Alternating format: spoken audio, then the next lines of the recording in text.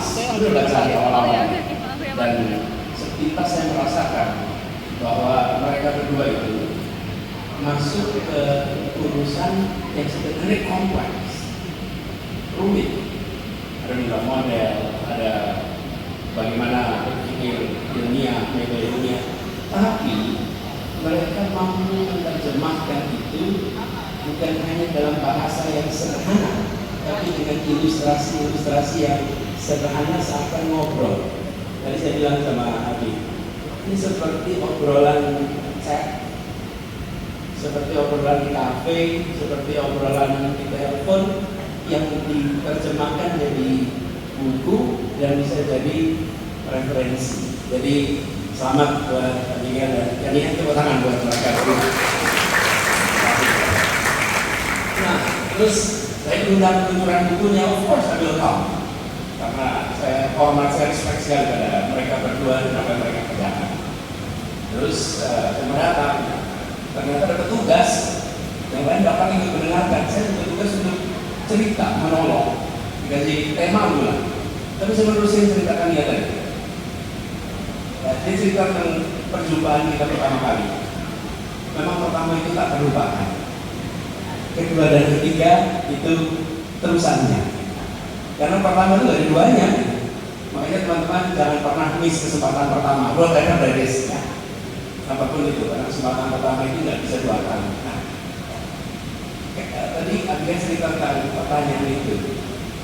Ini kaitannya dengan tema yang ditugasin saya. Saya bertugas critical thinking dan demokrasi. Critical thinking dan demokrasi.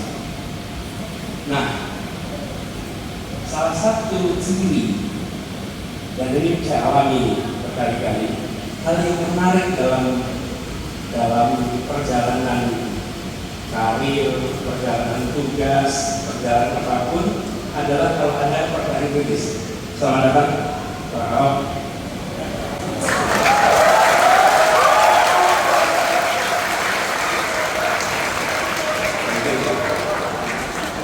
Berurutan ya rupanya.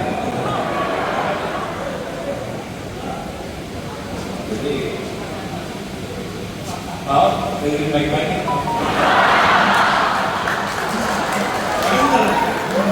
Supaya bahannya beda nanti ya pakai.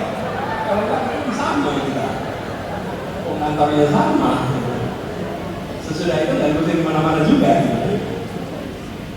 Sampai mana kan?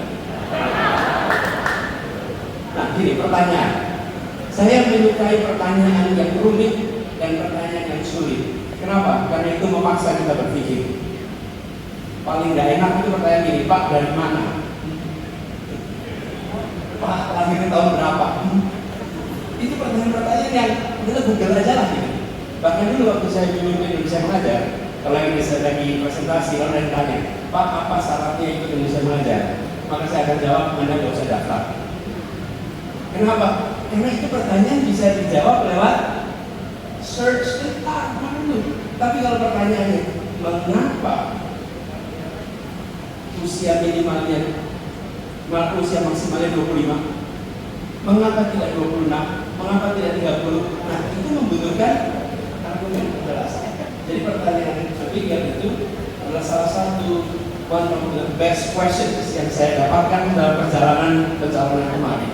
Karena yang lain-lain tanya apa visi, apa misi adalah mencapai ini. Tapi kalau itu maka saya itu berpikir. Nah, teman-teman, saya kembali pada tugas saya di sini. Mengapa berpikir kritis itu penting dalam sebuah demokrasi?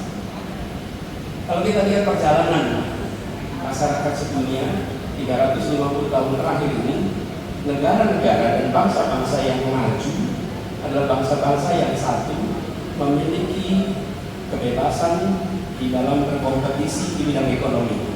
Kita biasa menyebutnya dengan ekonomi pasar, tapi intinya kebebasan berkompetisi. Yang kedua, kebebasan untuk berkompetisi gagasan di dalam mengelola masyarakat, yang kita biasa sebut istilahnya demokrasi. Tapi intinya adalah ada kompetisi, ada kebebasan.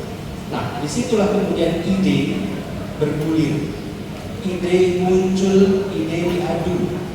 Nah, itu mensyaratkan satu ruang yang bebas untuk ada ide gagasan dipertukarkan, diperdebatkan. Tapi ruang itu tidak akan berguna bila kita tidak memiliki kemauan dan kemampuan berpikir kritis. Nah, kemampuan dan kemauan berpikir kritis ini harus ditumbuhkan. Saya melihat buku ini, bukunya Abi Hamid, judulnya aja jelas, makanya mikir. Dari situ apa sih sesungguhnya? Dia memberikan sebuah pesan, please be inquisitive. Inquisitive itu sifat, selalu mau bertanya, selalu mau mencari, itu inquisitive. Ada keinginan untuk tahu lebih jauh. Bertanya adalah awal terjadinya berpikir kritis. Dan masyarakat yang memiliki kebebasan untuk kompetisi ekonomi, kebebasan untuk kompetisi gagah, demokrasi,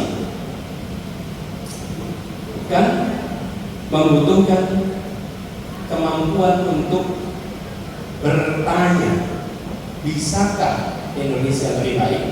Bagaimana caranya mengelola ini lebih baik? Bagaimana menjalankan sesuatu dengan pendekatan yang berbeda? Sifat inklusif ini yang dibutuhkan.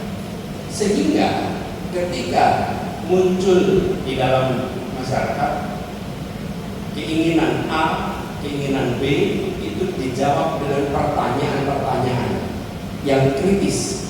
Termasuk juga kalau negara memunculkan kebijakan A, maka rakyat memiliki kesempatan untuk kritis. Nah, sifat inquisitif yang berwujud dalam sikap kritis ini dibutuhkan sekali.